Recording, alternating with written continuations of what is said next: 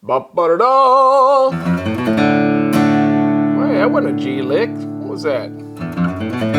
That was a D lick, which works great because today we're actually in the key of D. We're continuing on this song study of Fischer's Hornpipe. I've uploaded a mandolin version, and then I had like 3 annoying gold pick members bugging me to upload an intermediate to advanced version of this song for guitar. So I succumbed to the pressure. It does work. Get on my Facebook page, hammer away at me, and it does work. And I'll finally do your request as long as it's legal. Anyway, today I do want to tell you that I'm borrowing a guitar from a friend of mine. It's quite a special treat. This is a Collings D1A varnish, and it is a monster. It is a monster. But I've played it nonstop for like 2 days, so the strings are dead on it, but I don't care. I'm going to record with it anyway.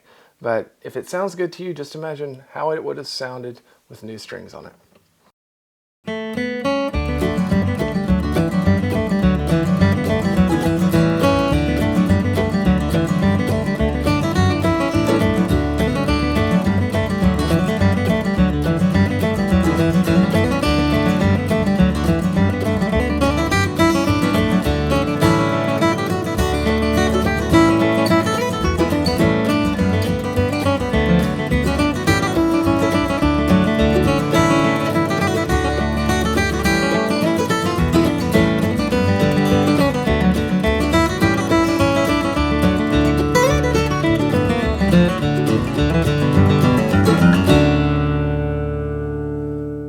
All right, that was my version of Fischer's Hornpipe. Now check it out. If you think that's too hard for you, don't get discouraged, because here's the deal. It's a fiddle tune. So we've got 2 A parts, 2 B parts. I wrote the first A part and the first B part to be not as hard as the second one. If you notice, most of the triplets and stuff, that happens the second time through the A or B part. So what you can always do is learn the A part and just play it twice in a row. That's what a lot of people do, okay? But I want you to jump over on the website, because here in a little while I'll ask you to do that, where you can join as a Gold Pick member and watch all of my videos. I put one out like this every week. It's not always advanced stuff. Most of the time it's basic and intermediate. I kind of switch back and forth. But I do all 3 instruments. So let's dive into Fischer's Hornpipe. Jump on the website, get the tabs, and we'll see what this one looks like. All right, Fischer's Hornpipe. Let's kick it off here. In the first measure, we're going to have a 3/4 note kickoff. Okay, we're just going to walk right into the melody note. Being that this is more of an advanced version of this song, I'm going to kind of skip over some of the more basic explanations of things and assume that you're already pretty familiar with the guitar. It doesn't mean that you can't gain a lot from this, even if you're first starting. I invite you to watch it. But we got a 3-note kickoff, so we're going to come in on the second beat of that first measure. Be sure and pay attention to these pick strokes that are labeled beneath each of the notes. Okay, now this song's in D. Most of you probably know that. So our melody note is going to be revolving a lot around this D note, this 3rd fret here on the B string, okay? And we're going to be changing chords a lot. This rhythm goes back and forth from a D to G, D and G. It does that a lot. So we kind of have this seesaw type effect happening, and we see that there in measure 2. And we're going to, it sounds like this slowly.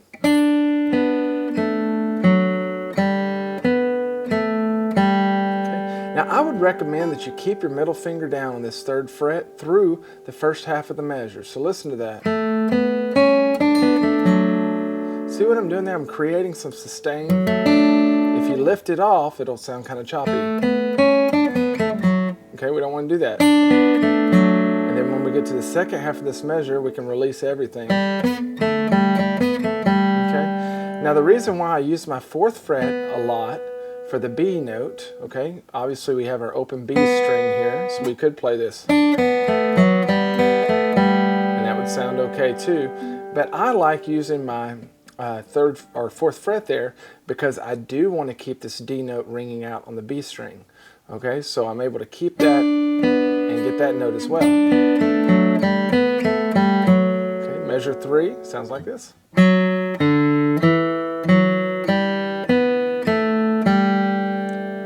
Yeah, good job. And then we've got the exact same thing for measure 4. Then we wrap wrap up this first little phrase in measure 5. Now right here, when we land on that second fret, I want you to keep it down and then reach down with your middle finger and grab the second fret of the B string. And we're going to try to keep this finger sustained as this one's doing that slide into measure 6. So measure 5 going into 6 sounds like this.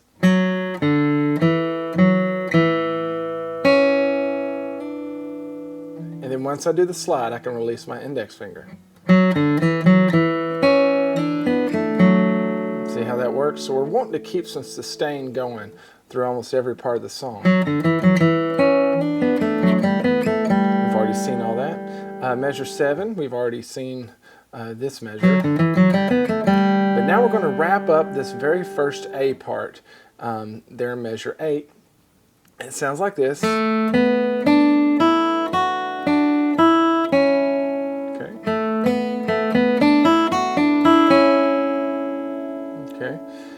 That's pretty straightforward, but once again, just watch how I'm kind of sustaining some notes through there.